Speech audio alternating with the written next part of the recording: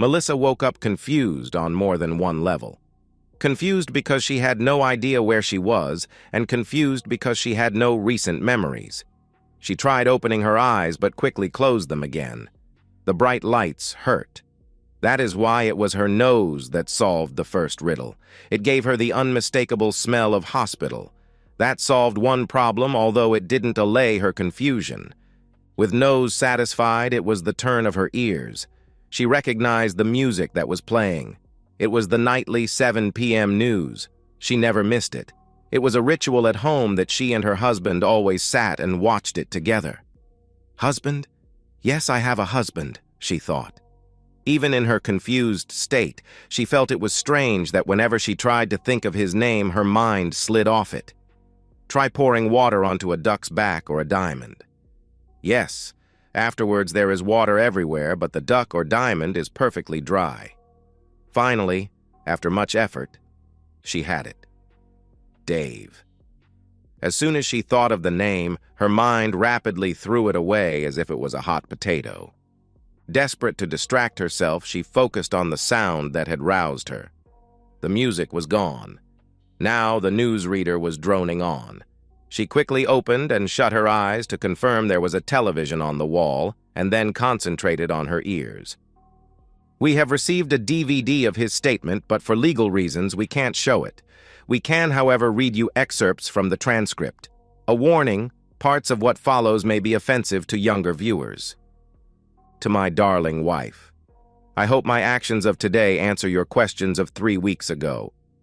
Can we get past this, and can you forgive me? Clearly, my answer is no to both of those. To make the finances easy to understand, let me spell it out to you. I have canceled our car and medical insurance. I have paid off all the credit cards and canceled them. I have set up a trust to be the beneficiary of my life insurance, with my lawyer being the trustee. I added to this trust the entire contents of our bank accounts. When everything is settled, he has instructions to distribute everything to some nominated charities.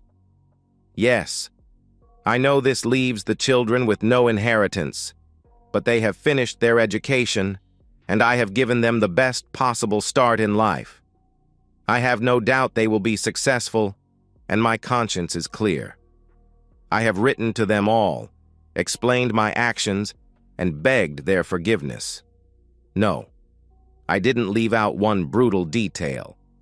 I suggested that they take the example of your life from now as a lesson in why you should respect your loved ones. It is my second last lesson to them. I really wish I could be around to see how your life progresses. How will you explain yourself to our children, our friends, and the children of our friends?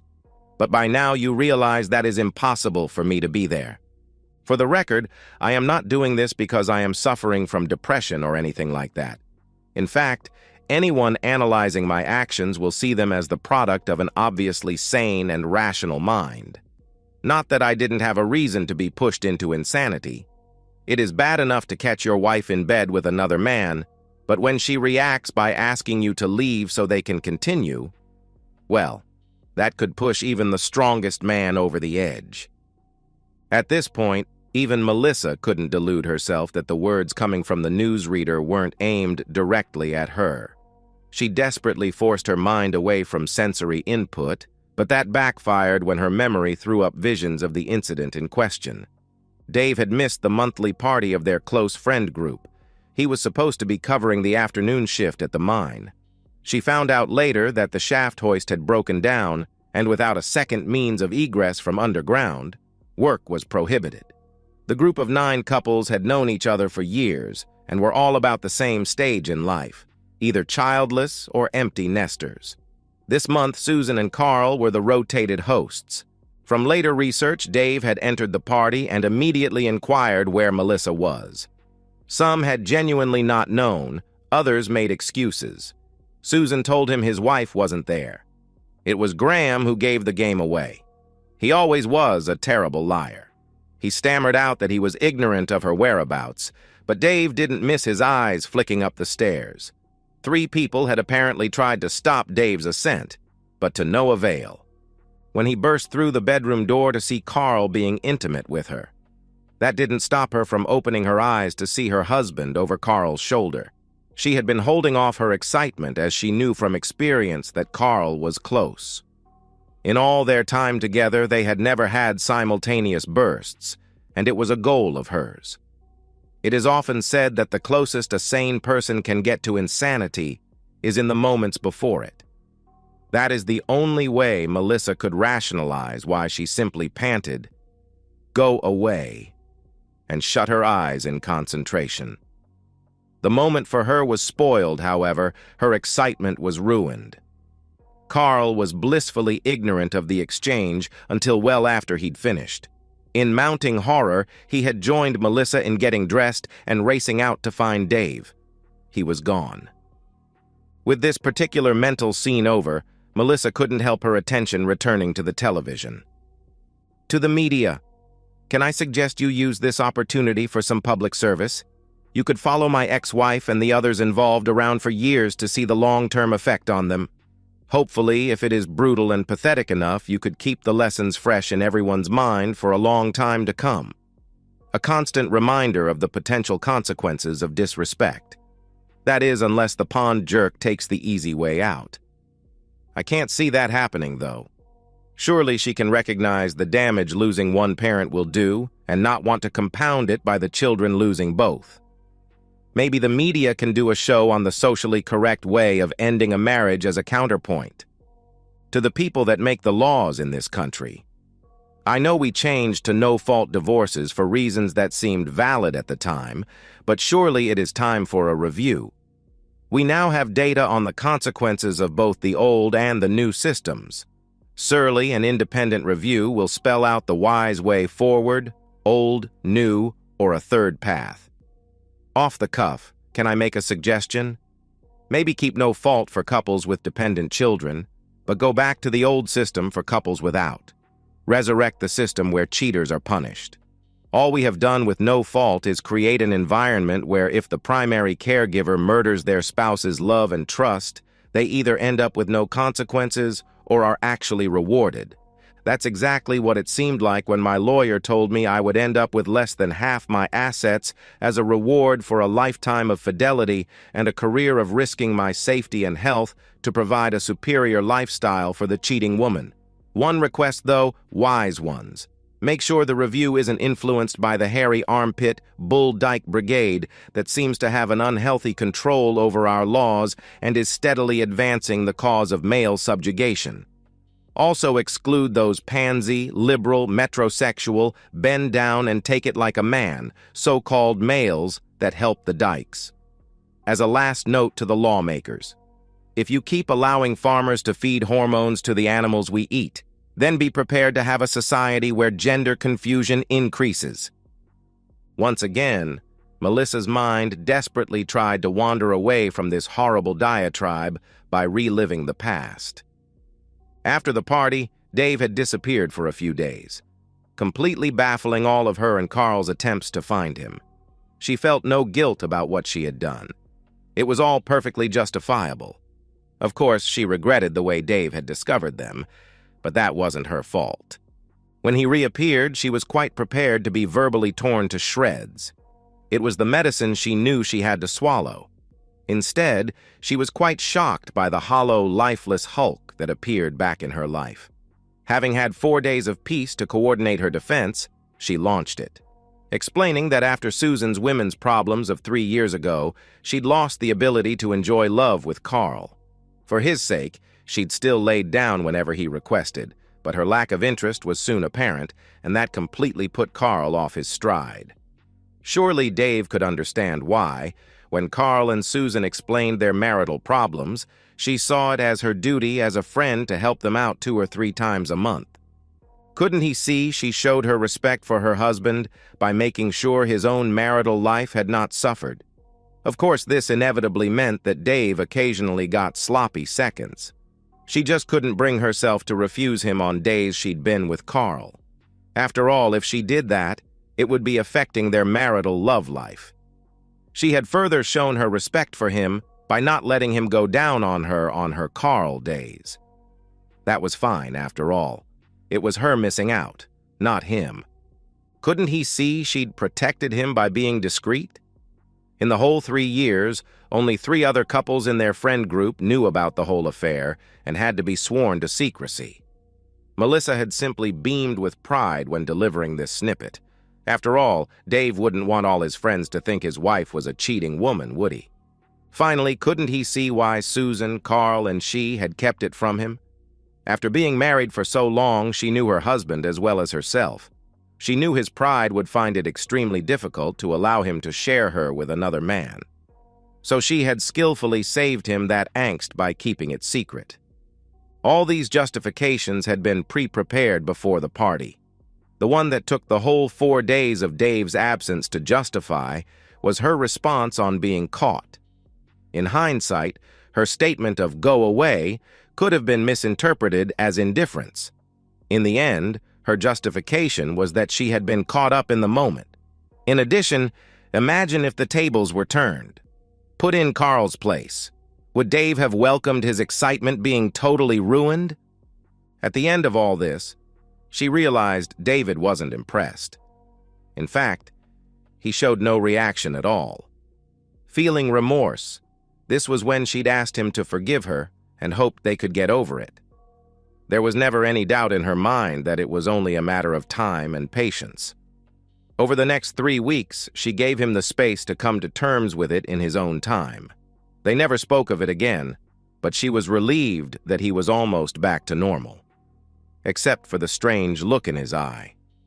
In hindsight, it was as if the pilot light had gone out. He was obviously still processing things as he hardly spent any time with her, but worked on his projects in the garage. Melissa could hear his cement mixer humming away at all hours.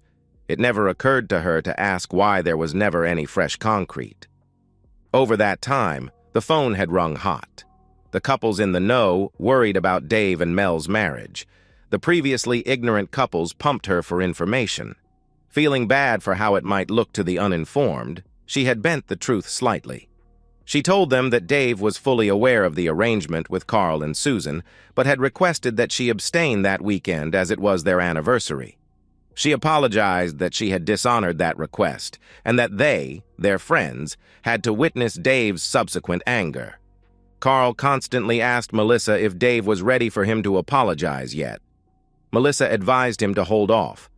With no intimacy from Dave, Melissa got Susan's blessing to increase her visits to Carl's bed to once a week at least.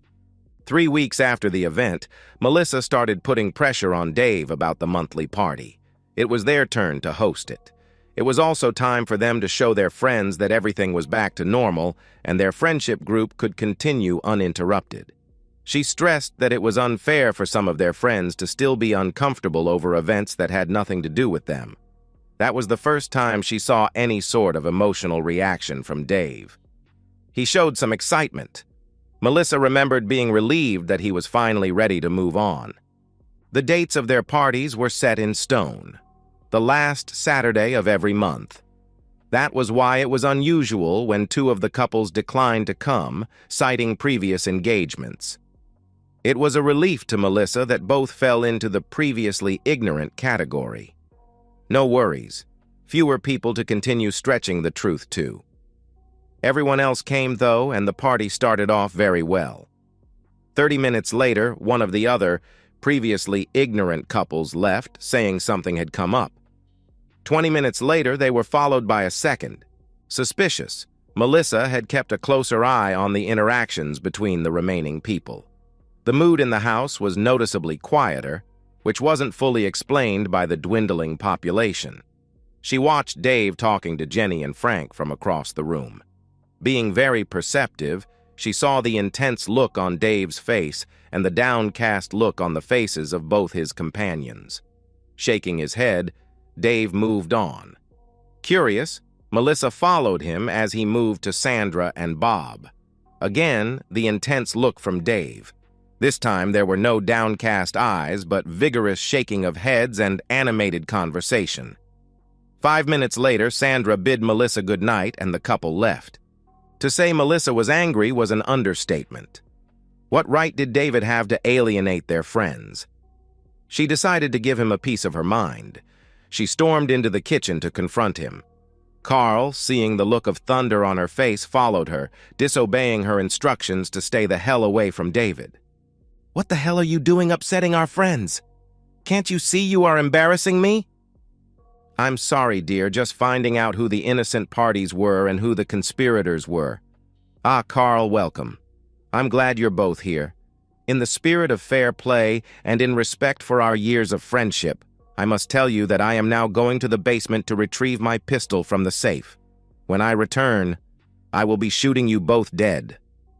With that, Dave turned and slipped out of the room. Carl tried to grab his arm, but Melissa held him back. "Come on, Carl, let's get out of here." "You're not serious, Mel. He won't do it. He's just trying to get some payback by scaring us," replied Carl. "You didn't see his eyes, Carl. Dave has green eyes. That thing had black eyes. They were the eyes of a monster. I think we created that monster. We have to get out of here now." "What about Susan?" he asked. "Leave her. She's safe. It's us it wants." That was all Melissa remembered for the moment. With no more action replays, her attention returned to the television. "To all the family and friends of people who called themselves my friends but failed to alert me to what my darling wife was up to, my profound apologies. I hope I have sent a message to our society that this unacceptable behavior should be punished. With the media's help, this lesson could last for years. If nothing else, these loathsome creatures have been expunged from the gene pool." Finally, to my former friend Carl. 35 days after me, you are going to learn the same lesson I did.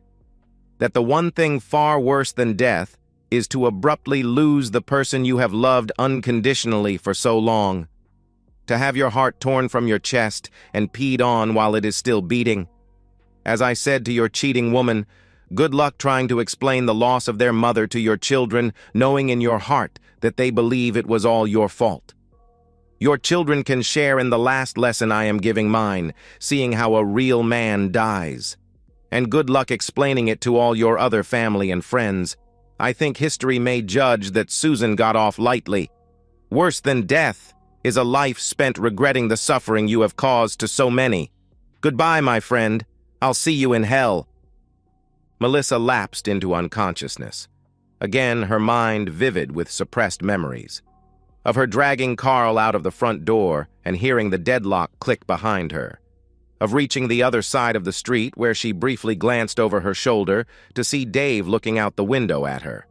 Of continued to run until the enormous explosion threw Carl and herself to the ground.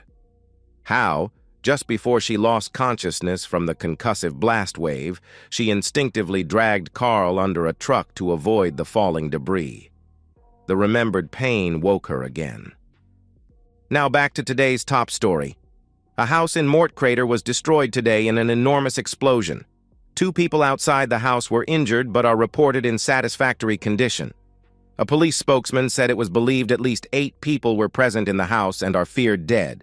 This station has determined that the house belonged to David Brown, a shot firer at the local mine.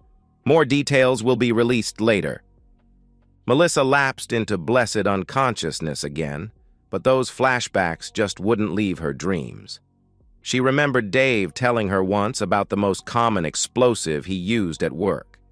It was simply a mixture of a common garden fertilizer and petrol or kerosene or some type of fuel. She'd asked him if it was easy to make, and he'd replied it was simple. You just had to thoroughly mix them somehow, say in a cement mixer, then get a detonator and booster to set them off. Finally, as a merciful cloak of darkness descended over Melissa, one last collage of despair played across her memory. In the shattered remnant of her mind, she saw again Dave standing at the window of their house. In his left hand, a small yellow box from which wires dangled. Behind him peered 7 worried faces, sharing their glances between the box in Dave's hand and the fleeing couple out the window. In her mind's eye, she saw Dave's green eyes shining as his face crinkled in a smile. She watched in slow motion as he raised the box in one hand and pressed a button with the other. 2 months later. Tonight on 10, in our regular public information segment, we were going to bring you an update on Carl Weston, the lover in the infamous Brown Weston tragedy. Unfortunately, due to his tragic suicide this week, we won't be able to. Instead, we will be bringing you an interview with Dora Smith, eldest daughter of Janet and Graham Smith, one of the couples who died in the Mort crater explosion. Then we'll be bringing you an update on the spate of confession stories, divorces, and requests for counseling services flooding the country. The ACP reports the current waiting list for marriage counseling services has blown out to 3 months. Stay tuned. And so, we've reached the end of today's story. Was it what you expected, or did it take a twist you didn't see coming? I'm curious to hear your thoughts. Share them in the comments below, and let's get a conversation going. If this story kept you hooked, make sure to hit that like button. And if you're new here or just haven't subscribed yet, now's the perfect time to join our community. I bring you fresh, captivating stories every day, so click that subscribe button and turn on notifications so you never miss out. Thanks for watching, and I'll see you in the next one.